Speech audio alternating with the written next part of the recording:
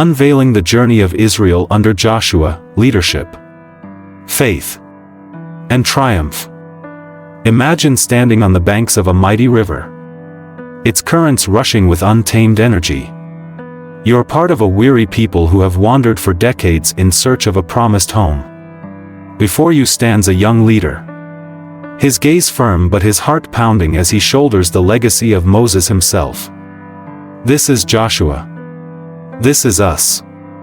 And this is the story of faith, leadership, and triumph that echoes through time to meet you here. Today, I want you to picture yourself as one of those Israelites. You've seen miracles in the wilderness, but you've also faced hunger, fear, and doubt. How many times have we stood at the edge of something greater, knowing the journey ahead would demand more than we think we have? What makes a person rise to lead when the weight of expectation threatens to crush them? Today, we'll explore the timeless lessons from Joshua's story, not as an ancient tale but as a living guide to navigating your own rivers, walls, and victories. When Joshua steps into leadership, it isn't with grand fanfare but with trembling hands and a divine promise: be strong and courageous. Do not be afraid, do not be discouraged. For the Lord your God will be with you wherever you go. Joshua 1 verse 9. This isn't just a command, it's a lifeline. Have you ever wondered what it would mean to lead with that kind of assurance, even when fear grips your heart? How might your life change if you trusted that God was with you in your biggest decisions? Joshua's first test of leadership brings us to the Jordan River. Crossing it seems impossible. But here's where faith changes the narrative. As the priests step into the water, the river halts. It doesn't part until the soles of their feet touch the edge. Think about that for a moment. Sometimes, faith demands action before the miracle unfolds. What are you standing at the edge of, waiting for a sign, when God might be asking you to take the first step? Crossing the Jordan is more than geography, it's transformation. It's stepping into the unknown with courage forged from trust.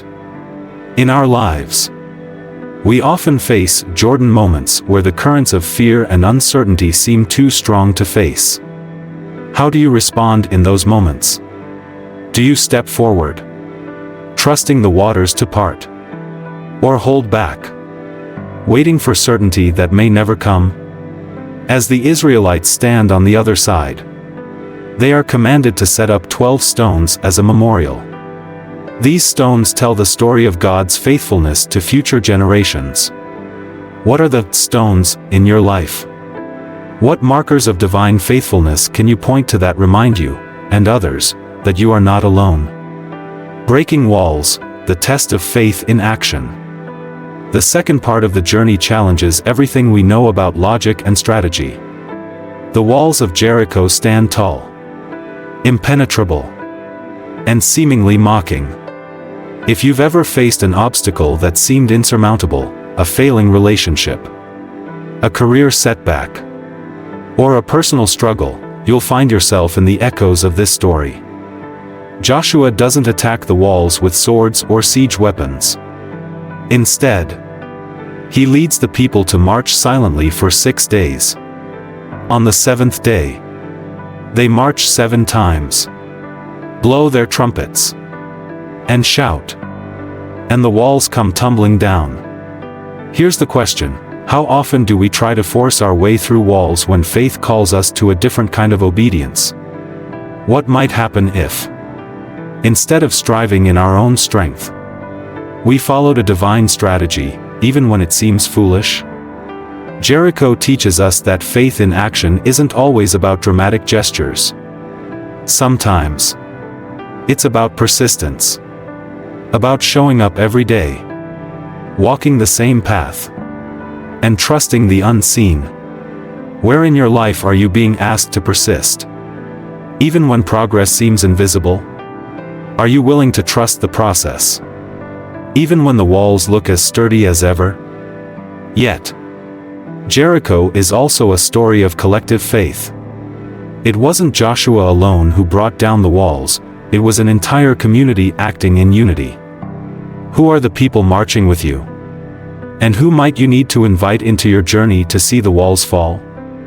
Conquering giants, the call to bold leadership. As Israel moves deeper into the promised land, the challenges grow.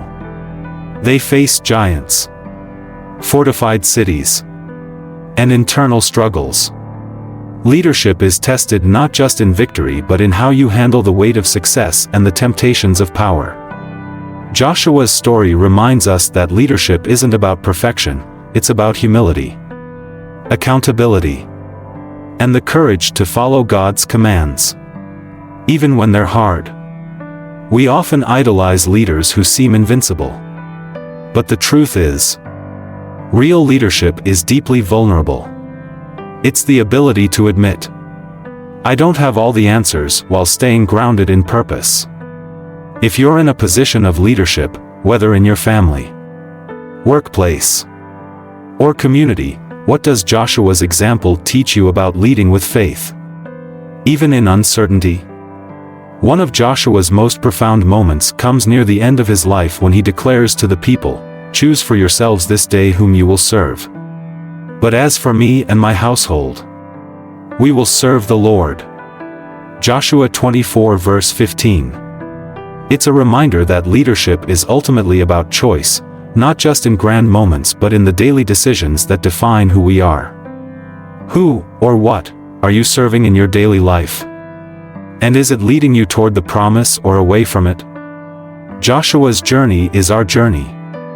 It's about standing at the edge of rivers, marching around walls, and facing giants, not with fear but with faith.